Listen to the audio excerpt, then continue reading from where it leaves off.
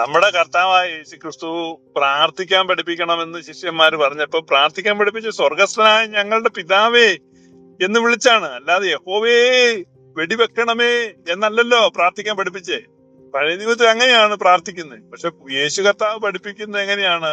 സ്വർഗസ്ഥനായ ഞങ്ങളുടെ പിതാവേ, അങ്ങയുടെ നാമം പൂജിതമാകണമേ, അങ്ങയുടെ രാജ്യം വരണമേ, ഇങ്ങനെയല്ലേ പഠിപ്പിച്ചേ. അപ്പൊ അത് യഹോവ ഒഴിവാക്കുക, അടപടലെടുത്ത് കാട്ടിക്കളയാണ്. അപ്പൊ ആ പ്രാർത്ഥനയാണ്. എന്തുകൊണ്ട് പെന്തക്കോസ്തുകാർ അത് ചൊല്ലുന്നില്ലെന്നുള്ളതിന്റെ ചോദ്യം ഇതാണ്. യഹോവ സംരക്ഷണ സമിതിയാണ്, യഹോവയ്ക്കെതിരെ ആ പ്രാർത്ഥന.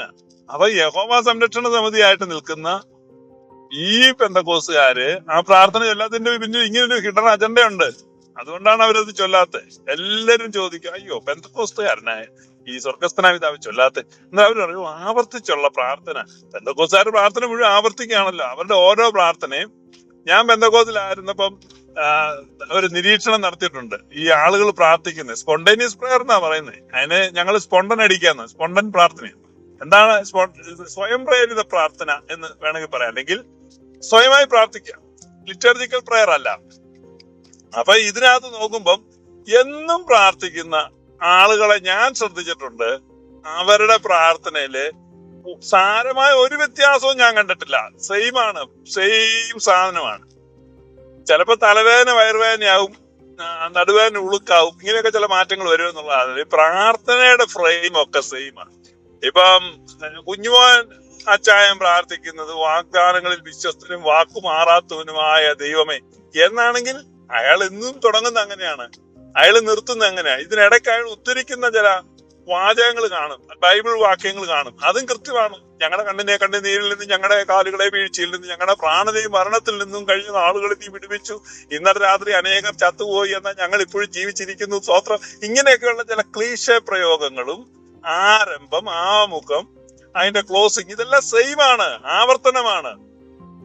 ഇവരുടെ മനസ്സൊന്നും ആ പ്രാർത്ഥനയിൽ നിൽക്കുന്നില്ല. മനസ്സിലായോ? അവരുടെ മനസ്സ് പ്രാർത്ഥനയിൽ നിൽക്കണമെങ്കിൽ അവർ ആത്മാർത്ഥമായ ഹൃദയത്തിൽ ചൊല്ലണം. പക്ഷെ ലിറ്റർജിക്കൽ പ്രെയർ ആകുമ്പോ നമുക്ക് മനസ്സിനെ അതിൽ സമർപ്പിച്ച് പ്രാർത്ഥിക്കാൻ പറ്റും. അതുകൊണ്ട് ലിറ്റർജിക്കൽ പ്രെയർ ആണ് ഏറ്റവും കറക്റ്റ് ആയിട്ടുള്ളത്. അപ്പൊ ആവർത്തനത്തിന്റെ വിഷയമൊന്നും അല്ല, ഇവര് സ്ഥിരമായിട്ട് ആവർത്തിക്കാം. അപ്പൊ സ്വർഗസ്ഥനായ പിതാവ് എന്ന പ്രാർത്ഥനയോട് പെന്തക്കോസ്തുകാർക്ക് വിരോധമുണ്ട്, വെറുപ്പുണ്ട്. അതിന്റെ കാരണം അതിനകത്ത് ഞങ്ങളുടെ പിതാവേ എന്ന് പറയുന്നുണ്ട്. ഇവന് പെന്തക്കോസ്തുകാരുടെ വിശ്വാസവും അവരുടെ ജീവിതവും അവരുടെ ഭക്തിയും എല്ലാം വ്യക്തിപരമാണ്. അപ്പൊ വ്യക്തിഗതമായ രക്ഷ, വ്യക്തിഗതമായ ഭക്തി, വ്യക്തിഗതമായ ദൈവം. അപ്പൊ എന്റെ യേശു വാക്കുമാറാത്തോ എന്നുള്ള ഒരു രീതിയാണ്. അവരെല്ലാം എന്റെയാണ്. ഇവിടെ ഞങ്ങളുടെ എന്ന് പറയാ കളക്റ്റീവായിട്ടാണ് വരുന്നത്. സ്വർഗസ്ഥനായ ഞങ്ങളുടെ പിതാവേ. ഇപ്പൊ ആരുടെയൊക്കെ പിതാവാണ്? അപ്പൊ അതിന് നമുക്ക് അടയാളപ്പെടുത്തലുകളില്ല. ഈ ഭൂമിയിലുള്ള മുഴുവൻ മനുഷ്യരുടെയും പിതാവ് സ്വർഗസ്ഥനായ ഞങ്ങളുടെ പിതാവ് പൊതു പൈതൃകമാണ് മനുഷ്യവർഗത്തിന്റെ. അപ്പൊ അതുകൊണ്ട് മനുഷ്യനെ ഒരുമിച്ച് കണ്ട് വസുദൈവ കുടുംബം എന്ന് ഭാരതീയ ചിന്ത പറയുന്നത് പോലെ ലോകത്തുള്ള എല്ലാ മനുഷ്യവർഗത്തെയും ജീവജാലങ്ങളെയും എല്ലാം ഉൾപ്പെടുത്തിക്കൊണ്ടുള്ള പ്രാർത്ഥനയാണ് നമ്മൾ അവിടെ റിസൈറ്റ് ചെയ്യുന്നത്, സ്വർഗസ്ഥനായ ഞങ്ങളുടെ പിതാവേ. അപ്പോ അത് പെന്തക്കോസ്തുകാർക്ക് ഇഷ്ടപ്പെടത്തില്ല. അവർക്ക് ഈ ഗോത്രദൈവമായ യഹോവയ്ക്ക് സകല ജാതികളോടും വെറുപ്പുണ്ട്, അവരുടെ സകല സൈന്യത്തോടും ക്രോധവുമുണ്ട്. അവൻ അവരെ ശപഥാർപ്പിതമായി കശാപ്പിനേൽപ്പിച്ചിരിക്കുന്നു. യെശയ്യാ പ്രവചനം 34:2 ഇപ്പൊ പറഞ്ഞത്. അപ്പൊ സകല സൈന്യങ്ങളെയും കൊല്ലാനും സകല രാജ്യങ്ങളോടും വെറുപ്പും പകയും വെച്ചുകൊണ്ട് നിൽക്കുന്ന ഒരു ഗോത്രദൈവം. ആ ഗോത്രദൈവത്തിനെ ആരാധിക്കുന്നവർക്ക് ഏത് മൂർത്തി ആരാധിക്കുന്നു ആ മൂർത്തിയുടെ സ്വഭാവം വരും. അതുകൊണ്ട് പെന്തക്കോസ്തുകാർക്ക് മറ്റുള്ളവരോട് വെറുപ്പുണ്ട്, വിരോധമുണ്ട്, വൈരാഗ്യമുണ്ട്, പകയുണ്ട്. അതിനെ അവർ വേർപാടെന്നുള്ള ഒരു പൊളിറ്റിക്കലി കറക്റ്റ് നെയിം വെച്ച് അവര് അവതരിപ്പിക്കുന്നു. വേർപാട് എന്ന് പറഞ്ഞാൽ എല്ലാവരെയും വെറുക്കുക, എല്ലാവരെയും പകയ്ക്കുക, അവരുടെ നാശത്തിൽ സന്തോഷിക്കുക, അവരുടെ തകർച്ച കാണാൻ കാത്തിരിക്കുക.